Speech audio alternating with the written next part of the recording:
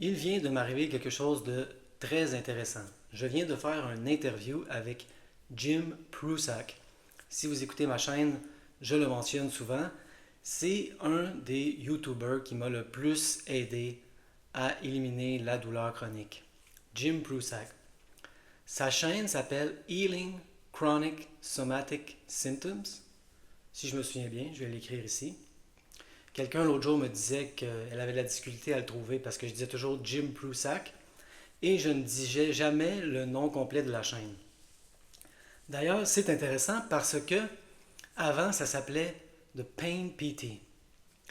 Et là, il a changé son nom à Healing Chronic Somatic Symptoms. Je ne sais pas si vous voyez le pivot. De pain, parce que c'est le symptôme le plus commun, c'est celui dont on parle le plus. Pain, à, ils font tout ça à symptoms, les symptômes en général. C'est beaucoup plus large que la douleur. Comme moi, j'en avais plusieurs. J'avais douleur chronique, fatigue chronique, les acouphènes. J'ai pas encore parlé. Moi, j'avais le syndrome de la jambe sans repos. J'avais oublié celle-là. J'en ai jamais parlé, je l'avais. L'insomnie aussi, évidemment. L'anxiété. Moi, je vois l'anxiété de plus en plus comme un symptôme. Donc, c'est les symptômes, c'est pas juste la douleur. Il a changé son nom. Jim Prusak, c'est une des personnes qui m'a le plus aidé. Et là, sur leur chaîne, eux, en anglais, ils font beaucoup de success stories, des histoires de succès. Et je viens d'en faire une avec lui. C'est une interview d'1 heure. Et ça m'a vraiment remis dans, wow, toute mon histoire. 1 heure, on est allé assez en détail. Et il y a beaucoup de choses qui sont ressorties de ça pour moi. Qu'est-ce qui est ressorti? Premièrement, avant d'avoir de la douleur, avant d'éliminer la douleur même, je n'aurais jamais fait cette interview. Avant de développer les symptômes, j'étais tellement anxieux que je ne laissais pas de messages sur les répondeurs, sur les boîtes de messages. Le bip arrivait et je paniquais. Bip! Je raccrochais. J'avais peur de laisser un message sur une boîte téléphonique, sur un répondeur. Mon anxiété était très grave. Peut-être que j'ai pas assez fait l'emphase là-dessus. J'ai raconté les symptômes, à quel point c'était grave, à quel point j'étais même pas capable de peser sur les boutons de la télécommande sans avoir les coudes qui brûlent, les trapèzes qui brûlent. Ça, c'est grave. Mais mon anxiété avant les symptômes était énorme. Énorme. À ce point-là. Et donc là, j'ai fait une entrevue avec Jim Prusak et il va mettre ça sur sa chaîne. Et c'est pas comme ici, là, sur cette chaîne-ci, avec 25 visionnements par vidéo. Lui, il y a des milliers de personnes là, qui regardent les vidéos.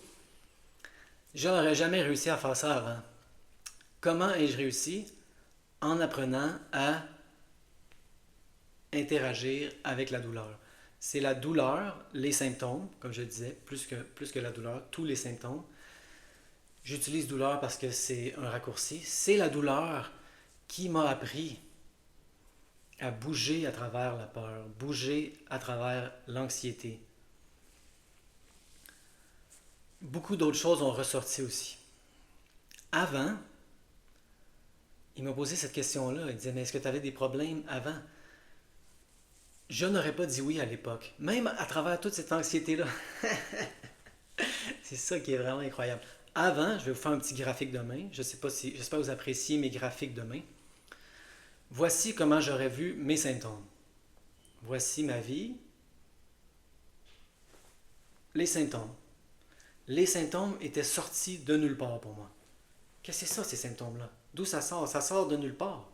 Je voyais vraiment ça comme ça, une ligne comme ça qui est sortie de nulle part. Je ne comprenais pas d'où venaient les symptômes.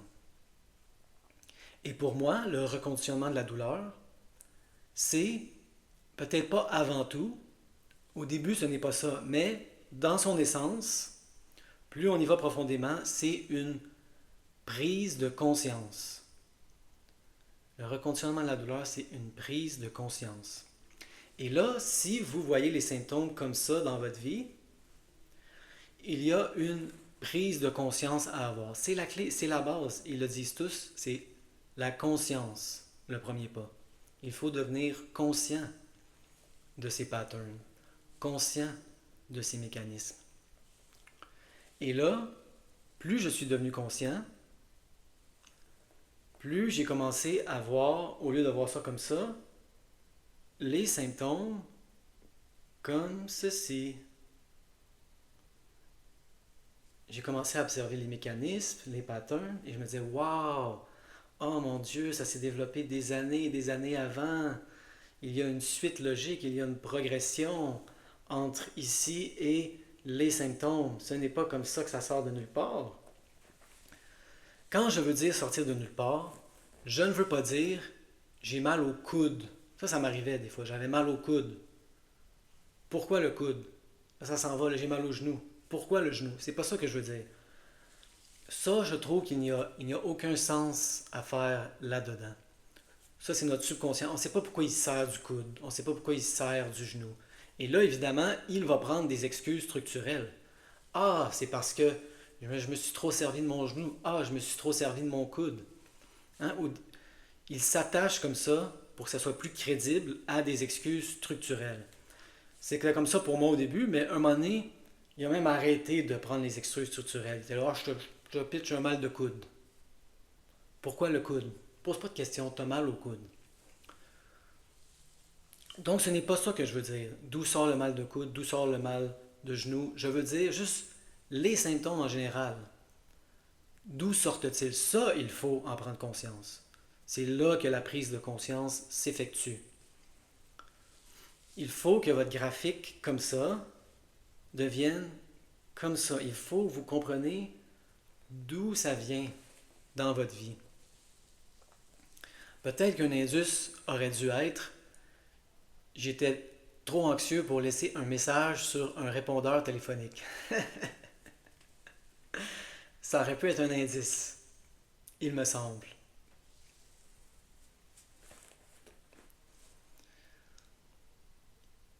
On a beaucoup parlé de la honte et il était très content que je parle de ça parce que on n'en parle pas assez.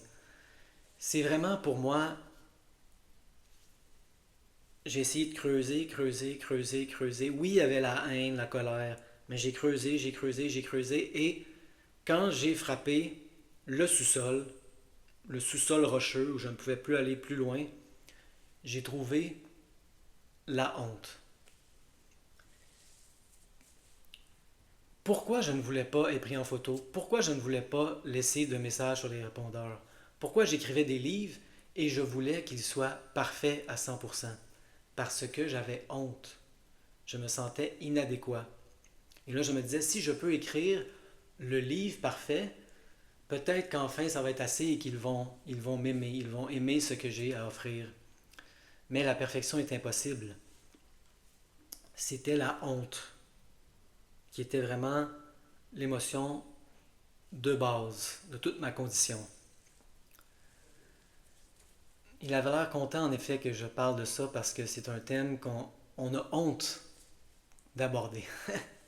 On a honte d'aborder la honte. Et là, peut-être que ce n'est pas tout le monde qui se retrouve dans la honte. Moi, je pense que plus j'observe, plus je vois de honte partout. C'est difficile de trouver une personne où ce n'est pas fréquent. Beaucoup de honte dans notre société. Honte corporelle, honte émotionnelle. Et ça faisait du bien juste d'en parler, justement. Parce que quand on commence à parler de la honte, déjà, on a moins honte. On a tellement honte de la honte, on ne veut pas en parler. Dès qu'on en parle, on vient déjà de franchir une barrière. Il y a un peu moins de honte. Je ne vais pas aller plus en détail. Quand ça va sortir, je vais mettre le lien avec l'entrevue. Mais je voulais parler de ces points saillants qui ont ressorti.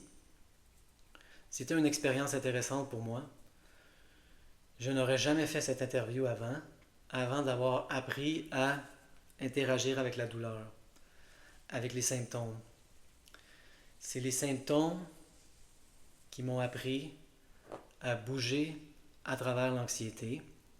Et ce n'est pas fini. Ces vidéos-là sont une première étape. Peut-être que je vais me remettre à réécrire. Peut-être que je vais essayer d'aller sur Tinder. On en a parlé un peu à la fin. C'est encore un domaine où j'ai de la honte. J'ai de la difficulté à imaginer que quelqu'un pourrait m'aimer pour qui je suis vraiment.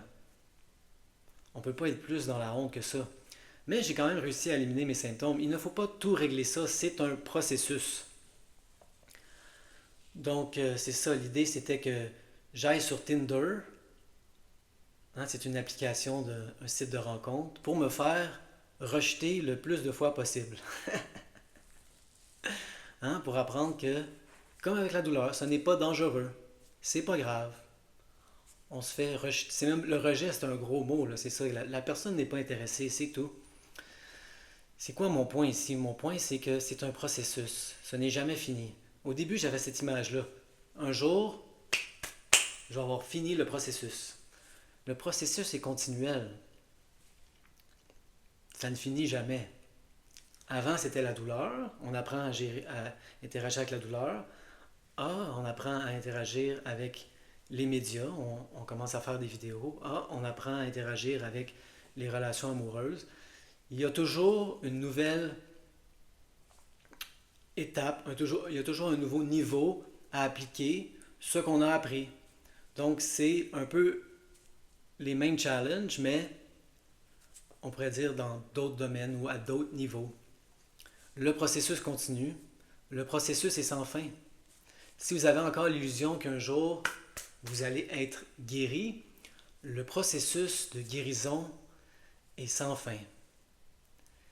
On a toujours un peu plus de guérison à faire. Et c'est une bonne nouvelle. Ah, ben là, je serai jamais guéri. Tant mieux. Est-ce qu'on voudrait être guéri? Qu'est-ce que ça voudrait dire? Qu'est-ce que ça voudrait dire? Il y a toujours plus de guérison à faire.